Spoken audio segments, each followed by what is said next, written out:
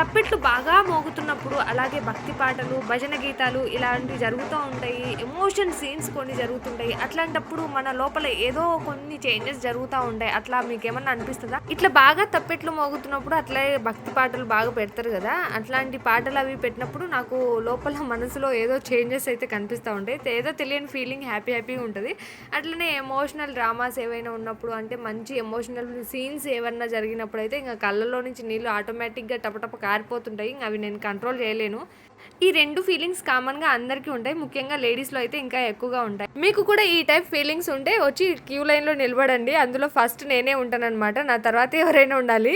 Feelings, emotions గురించి పక్కకు పెడితే మీరు ముందు చూసిన వీడియో క్లిప్స్ వచ్చేసి వసంత పంచమి రోజు, ఆ రోజు అమ్మవారికి ఇష్టమైన పసుపు రంగు దుస్తువులు అందరూ ధరించేసి కలశాలతో అమ్మవారిని ఊరేగించి టెంపుల్ దగ్గరకైతే తీసుకువెళ్లారు. ఇది మా ఇంటి దగ్గర ఉన్న గుడి దగ్గర అయితే జరిగింది.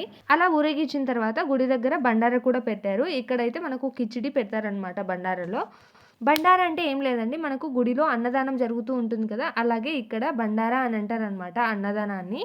ఎలా అయితే మనమందరము గుడిలో జరిగే అన్నదానాన్ని ప్రసాదంగా భావించి అక్కడ భోంచేసి ఇంటికొస్తామో, అలాగే ఇక్కడ కూడా బండారా పెట్టిన తర్వాత కనీసం ఇంటికి ఒక్కరైనా వెళ్లి ప్రసాదం తిని వస్తారు. ఈ మాటకి ఆ మాటే చెప్పుకోవాలి. ఇక్కడ గుడిలో పెట్టే ఐటమ్స్ మనం ఇంట్లో ట్రై చేసి చేసుకున్న ఆ టేస్ట్ ఎందుకో రాదు. గుడిలో పెట్టే ప్రసాదం టేస్టే వేరు. మీకు అలాగే అనిపిస్తదా? అయితే కామెంట్ చేయడం మర్చిపోకండి.